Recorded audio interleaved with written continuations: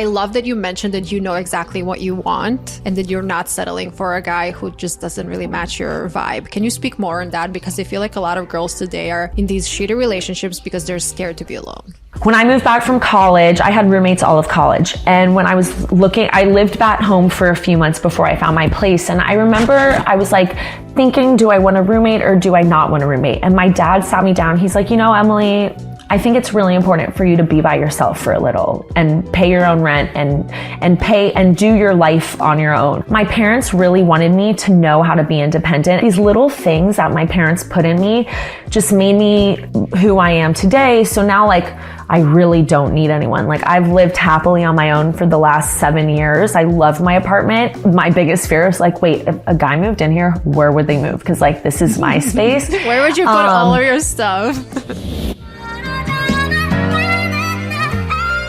Well, hello everyone, and welcome back to Boujee Best Friend podcast.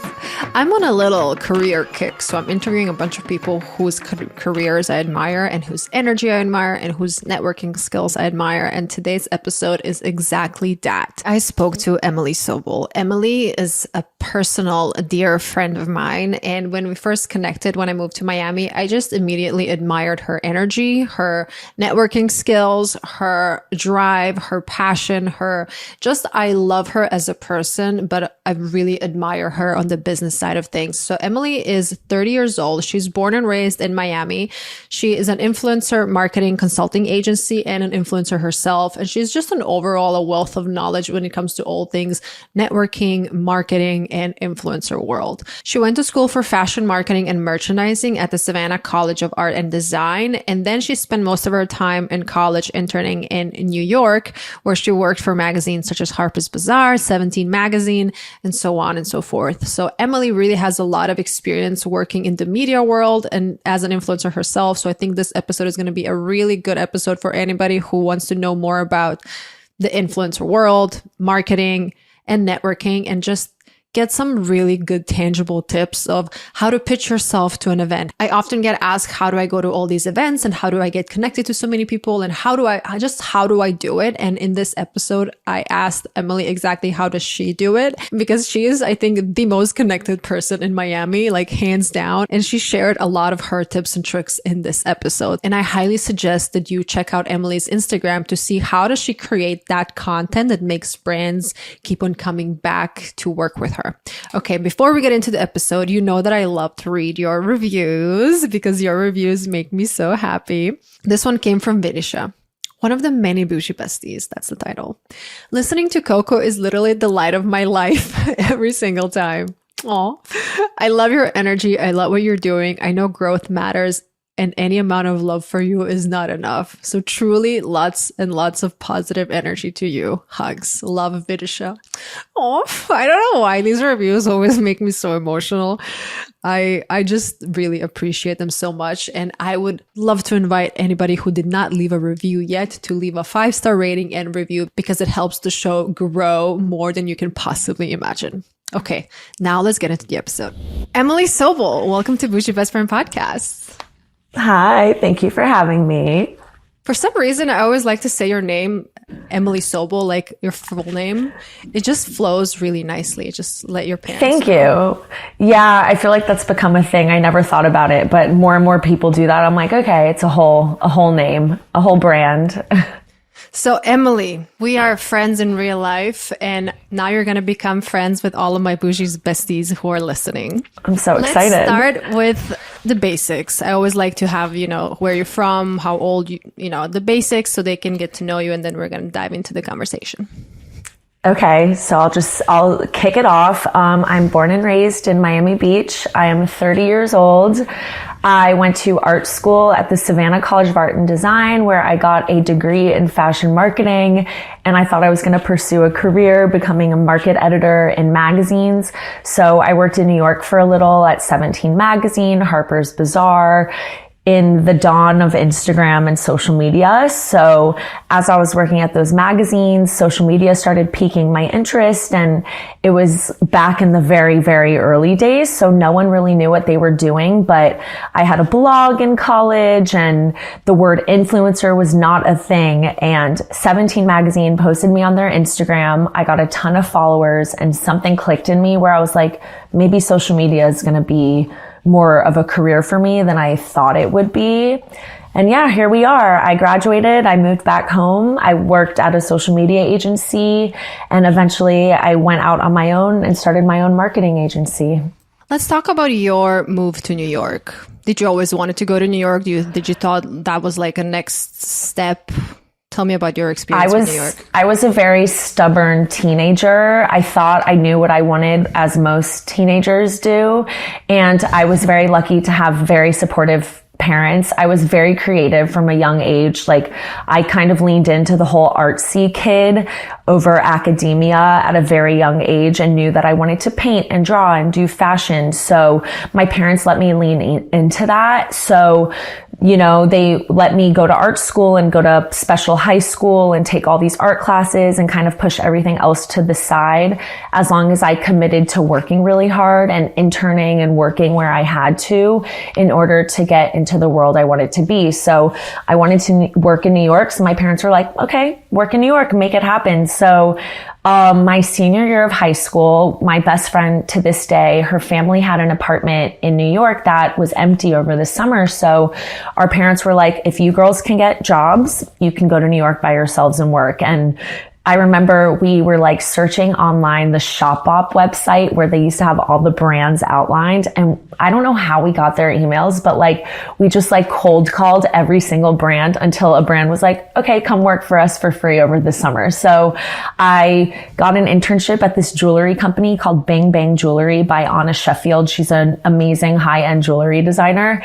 And I like worked as an intern in a jewelry like studio for the entire month or the entire summer, and was living in New York, and I loved it. I was obsessed, and I knew that it was where I wanted to be, and I had so much I wanted to do, and I didn't necessarily want to work in jewelry, but I loved being in the business of it and seeing the marketing and all of this, but I didn't know what marketing was, and I didn't know it could be a career.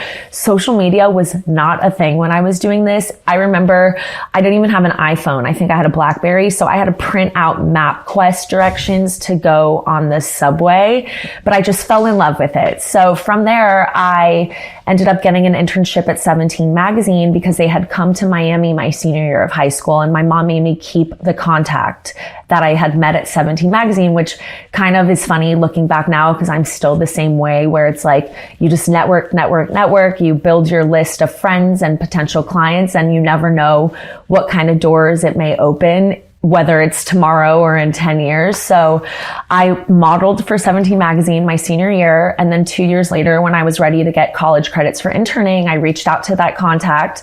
I got an internship at 17 magazine.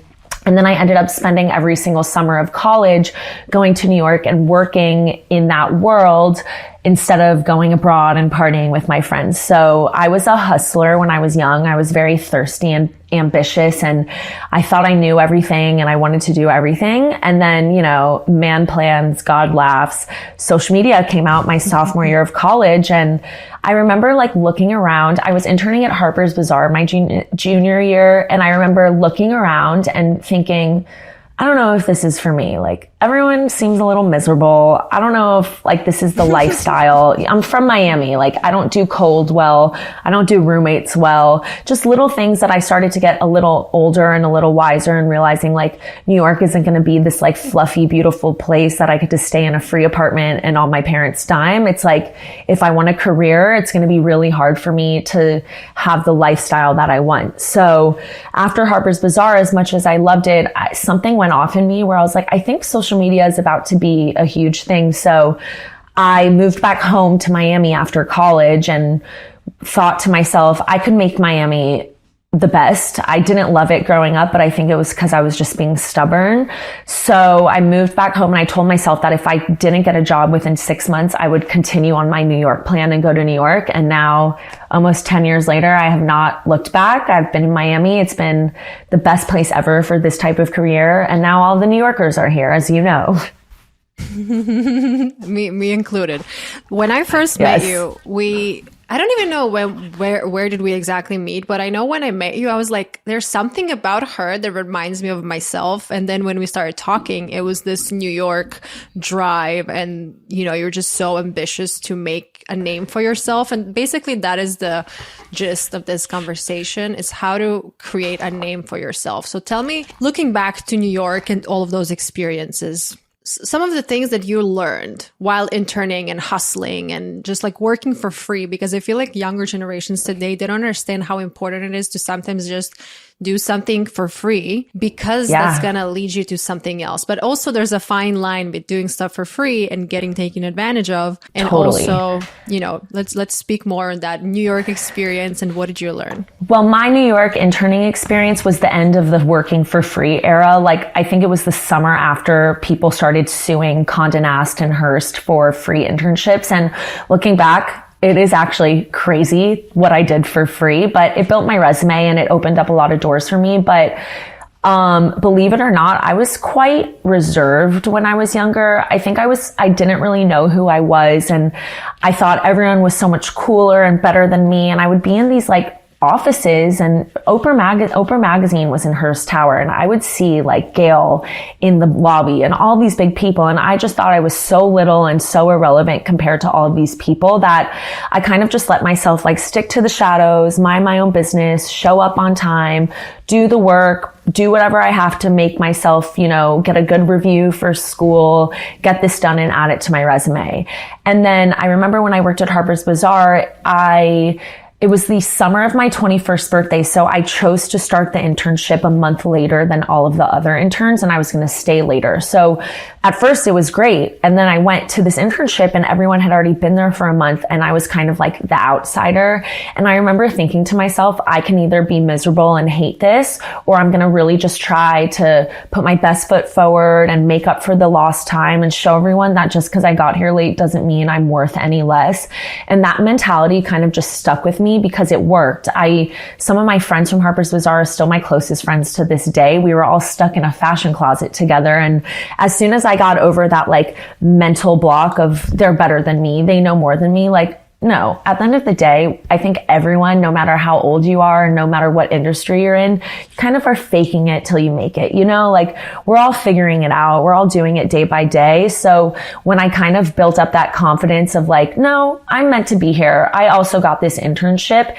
I now realize it looking back that it really gave me the nice little push I need to go after everything I wanted. And applying for internships, I got every single internship I applied for. I really worked hard. I kissed a lot of ass. I showed up to every meeting, and I attribute that to my parents. My dad has an incredible work ethic, as does my mom, but my dad and we just are like the same person. He's a boss lawyer that everyone respects and no one messes with. And I was like, okay, I can do that. Like, I'm going to be like that too. I don't necessarily want to be in law, but no one questions him. So why should people question me just because I was like some 21-year-old kid? So, working in New York really like gave me the mentality and the thick skin that I needed to kind of realize that like, I'm meant to be here just like everyone else. So like, why can't I do it? And that's just kind of been the way I've thought about everything since and moving forward. So then you moved back to Miami. Why did you decide to move back to Miami?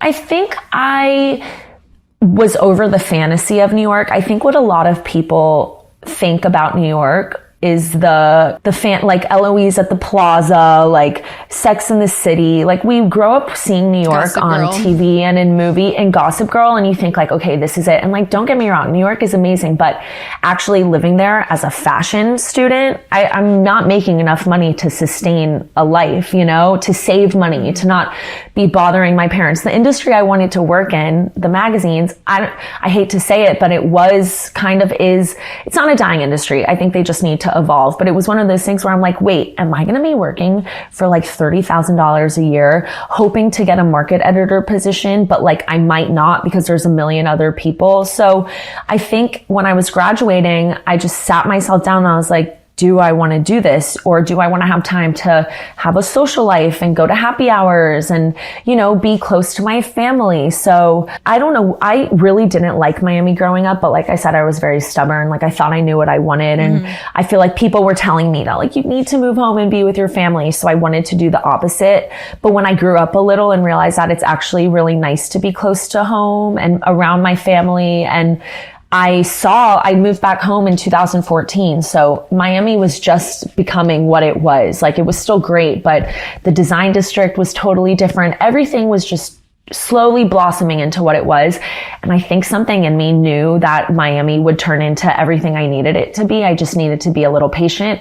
And it turned out to be the biggest blessing in disguise, because I got my foot in the door in Miami and in this industry, in the social world, in the magazine world, so much sooner than a lot of these like newer influencers did. My mom made me take my portfolio. Once I graduated, I had like a fashion portfolio of styling and art and all the things that I did. She made me set up a meeting with the then editor-in-chief of Ocean Drive, who she knew because Jews in Miami know each other. And I remember like walking into his office with like my art school portfolio, and he was like, what do you want me to do with this? And I was like, I don't know. Look at it. Look what I can do. And so he's like, I know. And now looking back, he's still a friend. I consider him a mentor. He has a huge agency now, but I remember he was like, I don't have a job for you now, but I'm going to start adding you to the invite list because, you know, Ocean Drive magazine has cover parties and whatever. So people would joke that I would go to the opening of an envelope in my early 20s. And it's true. Like I would say yes to everything, but I would go, I would show face, I would get my picture taken and tell them my name, and then I would network and meet the people running these magazines. So now everything that comes to Miami, I don't have to do that anymore. So I don't know, the young, ambitious kid in me really set myself up for success later in life. But it's funny because now people are like, how do you get invites to everything? I'm like, a little offended. I'm like, I've put in 10 years of work. Like this didn't just happen. So I don't know. I love Miami. I'm so happy I'm here. It's crazy to think that I almost didn't do it, but you know, life. I can definitely agree with the New York fantasy. When I first moved there, I was in New York for 7.5, 8 years. I was super hungry. I was super ambitious. I was doing pretty much the same thing that you were doing, but just in the beauty space because I was a makeup artist. And I was so ambitious. And I'm grateful for all of those days in New York. They installed this work ethic that I have today. But I agree, at some point, it just becomes a little exhausting. And when I first moved to Miami, I was hoping to stay here. Not hoping, I was planning to stay here for 6 months. And then I just loved it so much. And I decided that I want to stay here for the time being. We'll see how long it's going to last, but I'm like super happy here. And Yay. I'm happy that a lot of these New York people moved down here. When I say that, I'm like, I'm happy that that mentality moved down here, because before, when I was coming to Miami, I just always thought Miami is like a party city, that people just come here to vacation, to relax, but it just became such a more business focused city. What you mentioned about events and getting invited to everything, you are actually the queen of networking. And I want to spill some secrets, teach our listeners how to network and how to get past this imposter syndrome. I'm naturally pretty good at networking and I can just approach someone and say hi and introduce myself. But for somebody who's really shy, but they are super ambitious, but they maybe just have this wall currently, what would you suggest? How can they start just like talking to people and connecting? So what I tell myself for all these things, especially in the early days, now it's a little different, but everyone in this world, the publicists, the girls running the invite lists at the door and making these lists, they're all people just like us. You know, they all have jobs to do and bosses to report to just like us. So like, why wouldn't they want us there? I feel like Miami is such a collaborative place with so many new things popping up that we're all kind of doing each other favors by showing up to events and supporting and posting. So I don't know. Especially if you're shy, you really have to get out of your head. And I know that's a lot easier said than done. I too struggle with imposter syndrome. Every time I post something on Instagram, I'm like, do people actually care? Like, are we all sick of looking at me? Because I think I am. Yeah. And and I care about your stuff too. I love your page. Thank you. But I think my point is I may seem like this outgoing, confident person, but like, don't worry. Like, I lay in bed at night and I'm like, oh my God, what am I doing? But I think if you're shy, you just have to do what you have to do to get out of your head and just think like, what's the worst that can happen? They say no. Okay. They say no and move on. And guess what? One day that person who said no to you is going to be like, hey, can you come to my party? Can I pay you to come to my party? Because I need you there. That's always how it happens. And at the end of the day, Miami is such like a special, silly place where like, I don't know. It's not that serious. I think that's my biggest thing. Don't take it too seriously. Obviously, if this is work, I take my work very seriously and I hope people respect me just like I respect them. But like, these parties are just parties.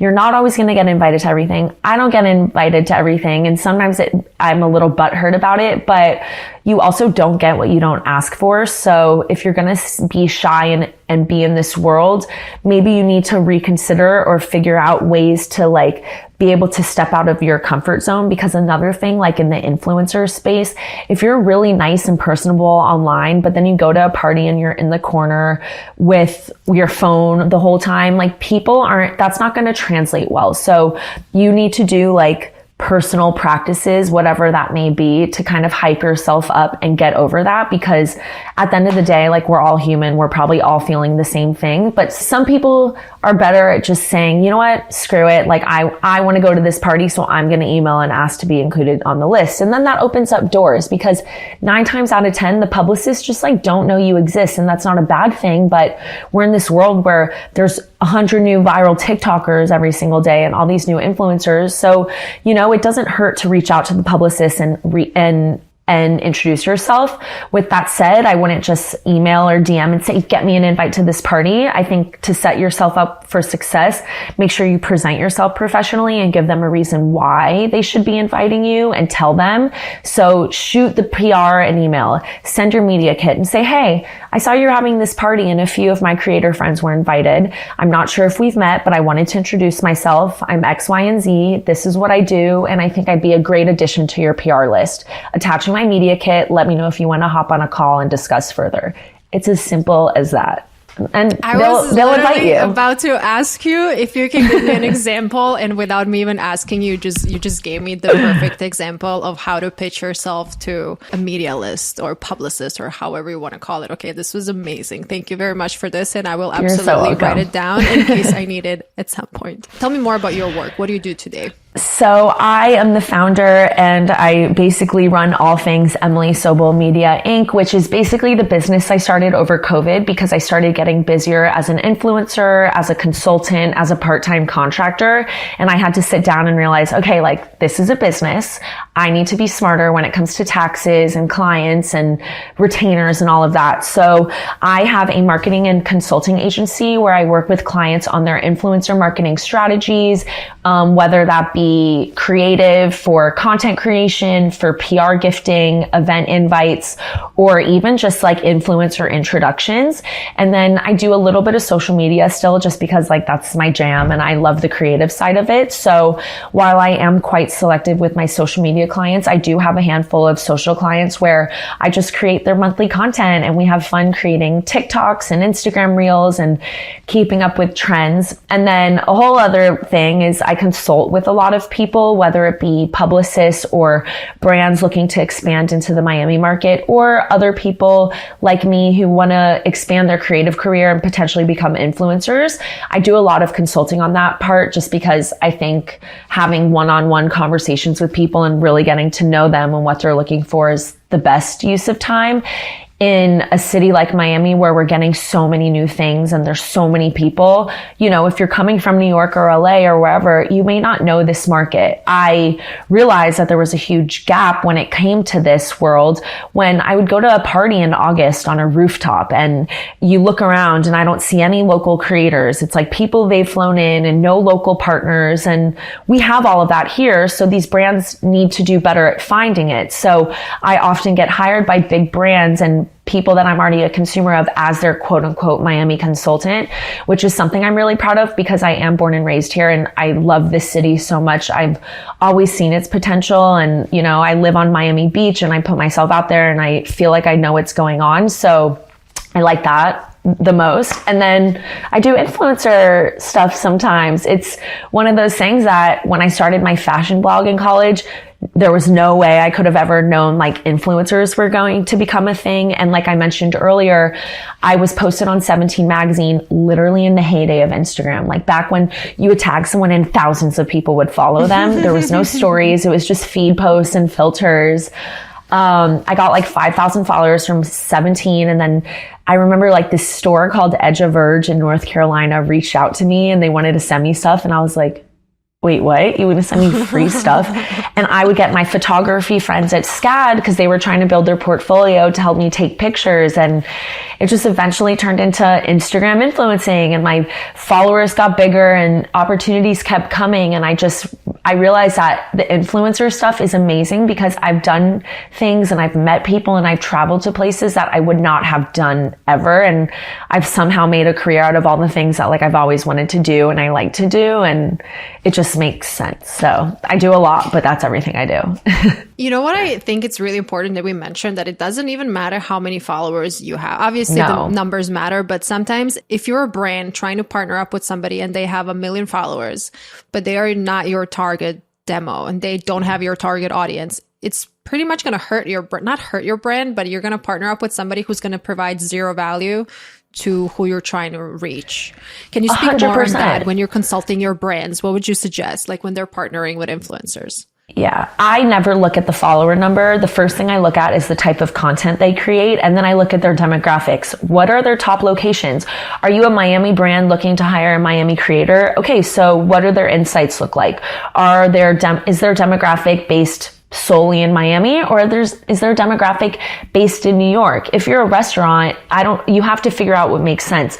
For me, I have about 22.4 thousand followers, I think, which is not high, especially in this day and age of influencers.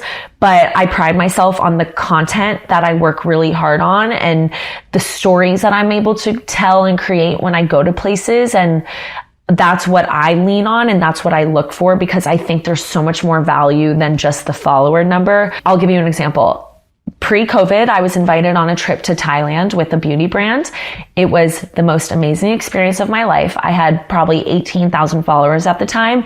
And I remember I got on the trip and I was like, why am I here? Like all these girls are huge. And I straight up asked the PR girls, I'm like, what made you ask me to be here? Like, I'm not a YouTube makeup artist. I'm just like an everyday girl who's done a lot of shopping and a lot of research. And I have a lot of skin issues and I talk to a lot of doctors. So, you know, I've always been the friend that people have confided in, but never on the internet. And the PR girls were like, we just love your content and you're so real. And I do sell product. Like you can see it in my code usage. Like I'm very transparent. So while I may not have 1 million followers, everyone I partner with they end up getting clients or sales or whatever it may be, which at the end of the day is what everyone wants. So I don't know. The follower number is not something to stress about. I think it's important to just like really stay true to who you are and remember like why you're doing this. If you're trying to be an influencer just because you want the free stuff, like maybe it's not going to work then. I did not go into this thinking I would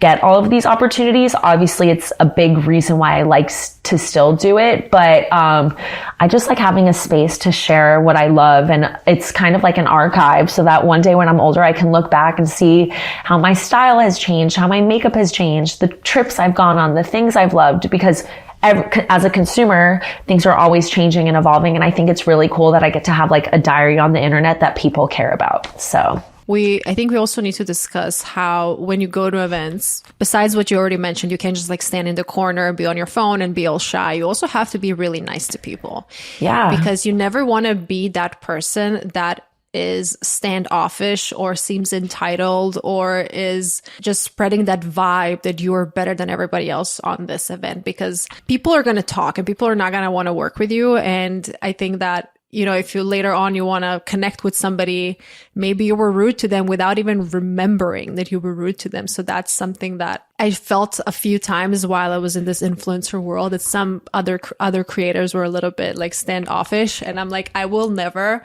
in my life connect with you again, because I never want to feel like I'm less than. And you don't forget things like that. Like I'm big on first impressions. I feel like I have a really good judge of character, which is why you and I get along so well. I think we align on a lot of that. And when we're at events, like we're not just like standing in a corner talking to ourselves. We're paying attention. Who's putting on this event? Who's here? Let's go say hi. Let's go introduce ourselves. Because like I said earlier, we're all on the same boat. Like we're all just trying to do our jobs and make money and be happy and be successful. So in this influencer world, what's the point if you're not going to embrace it, if you're not going to make friends? One of the best parts about being in an influencer community is the friends that I've made. Some of my best friends are from this community, and that wouldn't have happened if I was standing by myself alone in a corner. Also, we're in a place where people love cancel culture, and I would never, ever want to be that person that people said was so rude in person and blah, blah, blah. Like that to me is a huge fear. Like I always want to practice kindness. Like, I just feel like I'm not better than anyone else just because I have somewhat of a following. Like, it doesn't mean anything at the end of the day. What happens if Instagram and TikTok disappear? Then what are these people going to do? Who are their real friends? What's the point? So I don't know. I go to these events not for anything but to network and to meet the people behind these brands that I love.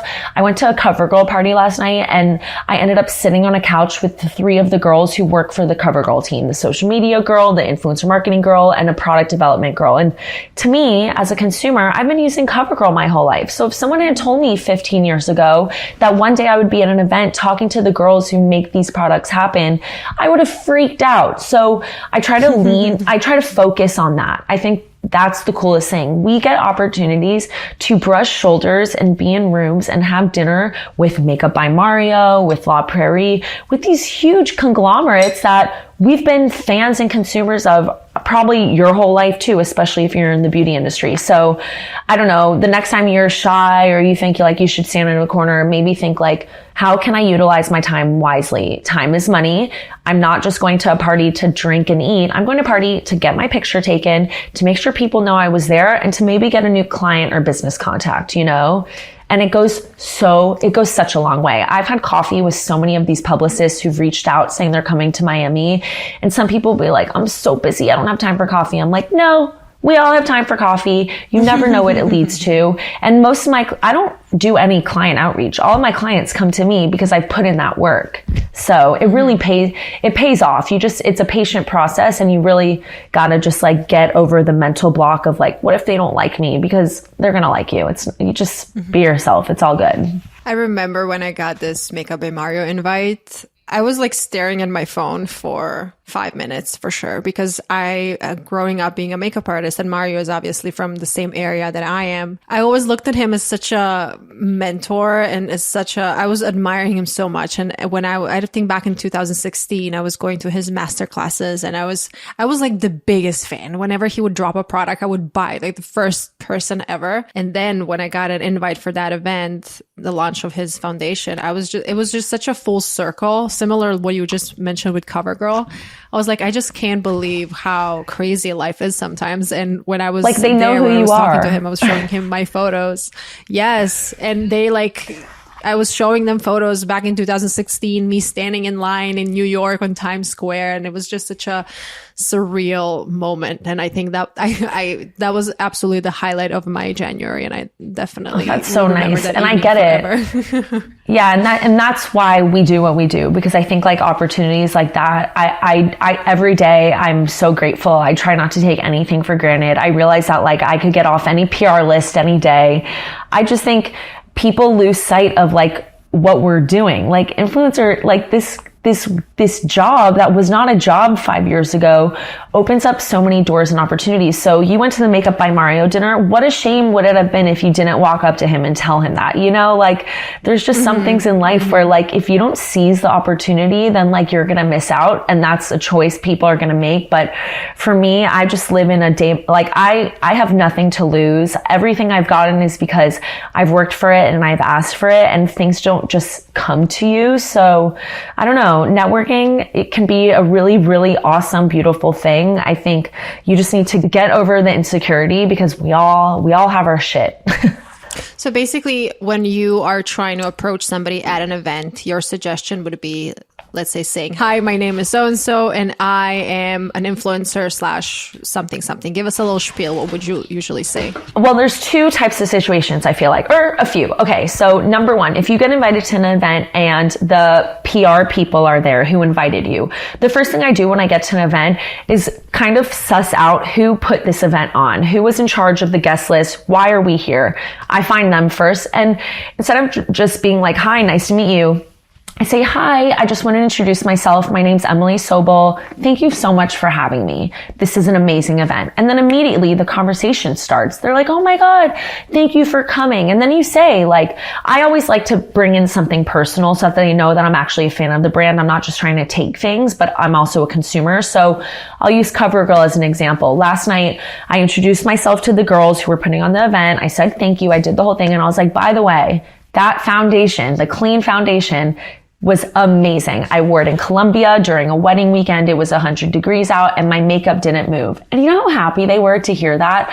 Whether it was genuine or not, like, I'm sure they'll remember me. They all followed me on Instagram afterwards. And I'm sure it meant a lot because they're working just as hard as we are. We just don't see it on front of a screen. So when it comes to brands and PR, try to do something personable, be professional, and just say thank you. Most of the time, these brands just want to feel gratitude for all of the hard work that they've put in. We may be going to like a 2-hour cocktail party, but they've been probably working on this for a few months with gift bags and invite lists and brand partners. So just the fact saying thank you instead of just going and taking your pictures and leaving, like, I know means a lot and goes a long way, and they'll remember that.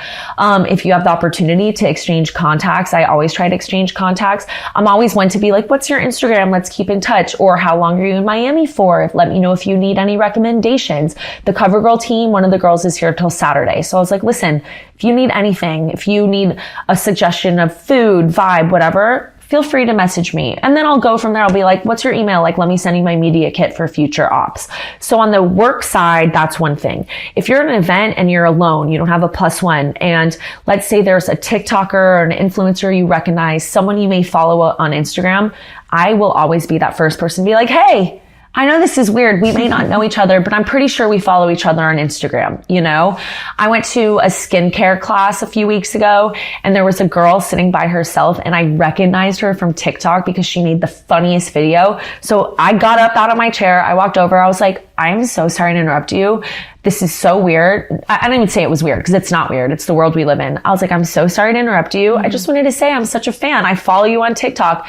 Turns out she's my age. She just moved to Miami. She's single. She's super cool. And we're in the same world. So now I have a new friend and a new network contact so that, yes, this new friend is great. But when I'm building out my Miami media list, now I have another influencer to add to the list for dines and invites and whatever. So like, I'm never not working, but I also it's not like a tit for tat thing. Like, your networking can mean so much and it doesn't necessarily mean I'm trying to take anything. It just means, how can I elevate you and how can you elevate my business and how can we work together so that we're constantly getting booked and busy together and we're helping each other out together, because that's what influencer culture is. And I think a lot of these girls forget that. And I'll stop after this, but the reason why I love Miami is we're very collaborative. We are not competitive here. So I think if you're trying to compete and take things, that's not going to work in this city. I think people quickly realize that there's plenty for everyone. If an opportunity doesn't come my way, there will always be something else. There's room for everyone to get invited. There's room for everyone to succeed. So the second that people realize that they should be collaborating, just like you and I collaborate and hang out and network and share contacts, it opens up so many doors for all of us because it makes us all look good at the end of the day.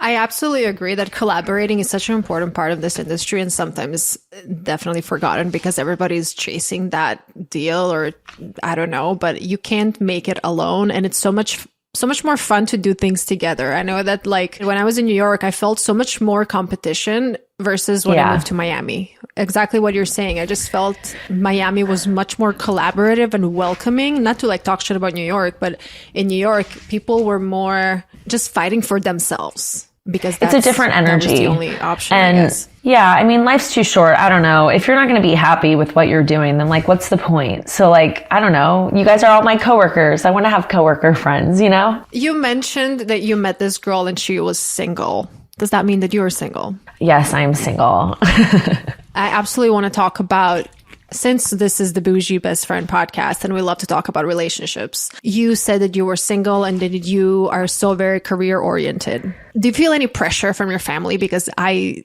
do every single day. My mom is asking me when I'm going to get married.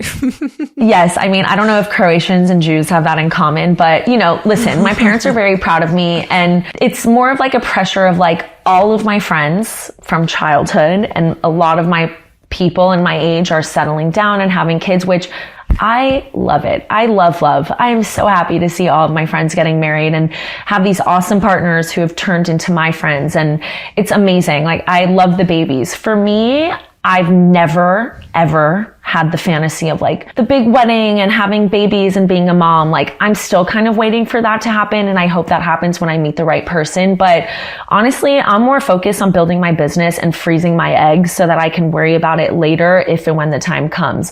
Dating in Miami is really hard. And at this point, I've been single for so long. I've dated a lot of guys. I've been single for so long because I know what I want, which I know you approve of, and I know who I am as a person. So I don't necessarily need anyone, but I would love to have a partner to be my +1 to events, to travel with, to like go to weddings and just to give my love to. But Miami is the type of place where a lot of men don't necessarily love that. And I get it. I just can't be that person. So it's a little bit of a struggle. I also like to keep my love life very private. When I was younger, I was like all over the internet with my boyfriends. And now I'm just kind of like, everyone's always going to have something to say. People are judgmental. It's a small town, you know? So I like to date people who are kind of like off the grid, whether they don't have social media or they're not from Miami and they came like from wherever they came from. But yeah, it's more of like, I just haven't met anyone that I'm like, wow, I want to introduce this guy to my parents, you know? I'm waiting for that and I'm trying. My New Year's resolution is to like put myself out there more and be a little more open-minded when it comes to dating, because I definitely have not prioritized that. And that's something I fault myself for, but I don't have any regrets because I've spent the last few years really falling into my own and figuring out who I am. And I love me. I'm proud of me. I'm good with me. So now I feel like there's room for someone. So hopefully it will change. But if it doesn't, it's also okay. I love that you mentioned that you know exactly what you want and that you're not settling for a guy who just doesn't really match your vibe. Can you speak more on that? Because I feel like a lot of girls today are in these shitty relationships because they're scared to be alone. So when I moved back home from college, I'll forever be grateful for my dad for this. When I moved back from college, I had roommates all of college. And when I lived back home for a few months before I found my place. And I remember I was like thinking, do I want a roommate or do I not want a roommate? And my dad sat me down. He's like, you know, Emily, I think it's really important for you to be by yourself for a little and pay your own rent and pay and do your life on your own. Because I know so many people who got married super young and they were married forever. And then, you know, husbands pass away, they get divorced, whatever. So my parents really wanted me to know how to be independent. And I come from a lot of privilege and I recognize that. I'm so beyond lucky for everything my parents gave me. But the work ethic my parents instilled in me, like, I'll give you an example. I was raised with a nanny and a housekeeper, but my parents would always be like, but you make your bed and you do your dishes because you're not paying her. We are. And I just remember I was like, you're right. Like, the least I can do is make my bed. Why would I ever leave a dish in the sink? So like these little things that my parents put in me just made me who I am today. So now, like, I really don't need anyone. Like, I've lived happily on my own for the last 7 years. I love my apartment. My biggest fear is like, wait, if a guy moved in here, where would they move? Because like, this is my space. Where would you put all of your stuff? No. I need a 2-bedroom just for me. Let's be real. But with that said, like, I'm definitely a romantic at heart. So I think I have a lot of walls up because I know who I am and I know what I want. And, you know, I've dated guys who are a little bit controlling or who don't necessarily love that I have plans all the time. time, and they try to give me shit for being busy when I'm like, no, this isn't going to work. My parents are that type of relationship. They've been married for 35 years. My mom was in Asia for a month with my grandmother and her best friend and her mother. My dad was like, I'm so happy. She's having the best time. I talk to her every day.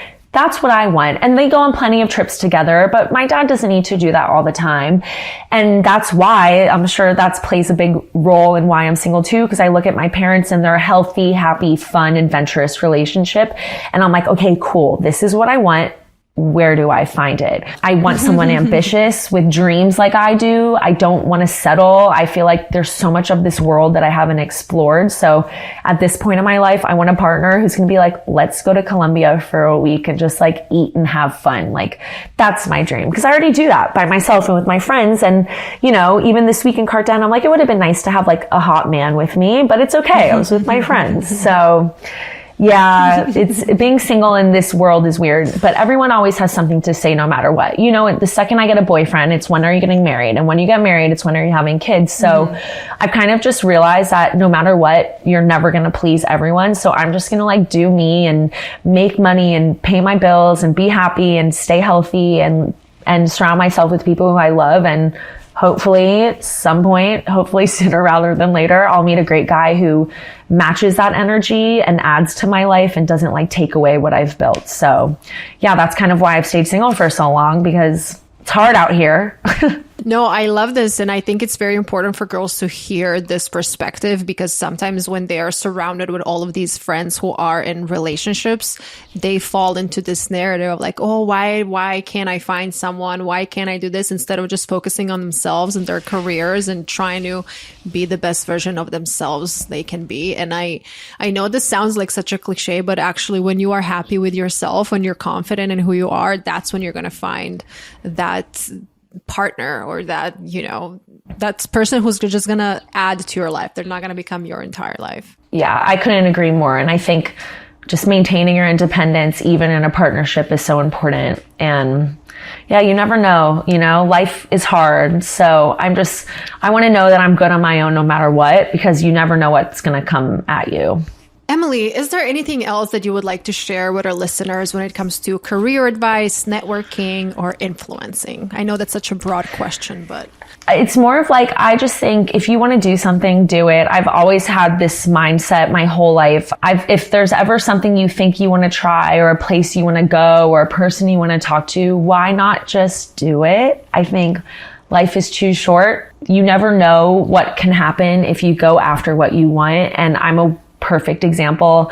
I thought I was going to start a business after 30 and all this stuff when I thought everything I needed to do was going to be done. And I just did it when I was ready, and it's been the best thing ever. And, you know, I attribute that to just me saying, screw it. I'm going to try this and apply for this and say yes to this and meet these people. And it's opened up so many doors, and I can honestly say I'm really happy, which is all that matters. So yeah, I don't know. Do what makes you happy. I don't know. Most important part of our life. Yes. And if you love what you do, you never work a day in your life. My dad always says that, always. And he's so right. I'm excited to meet your dad. I met your mom. He's the best. Amazing. So I think you would love him. Your dad next. He's just wise, and I appreciate it. I'm like, thank God. Emilie, this was wonderful, and I hope that our listeners learned a lot. I mean, I learned a lot. I can definitely hear you speak all day, every day, because you're a wealth of knowledge. So please share your socials. Where can everybody find you? Thank you. Thank you for having me. My Instagram is at Emilie Sobel, Emilie. And on TikTok, I'm Emilie in Miami. But yeah, on TikTok, Instagram, I'm on everything, but Instagram and TikTok are my main ones. I'm going to link everything in the show notes. And on that note, I'm going to thank everybody for listening to another episode of the Boujee Best Friend podcast. Bye. Bye.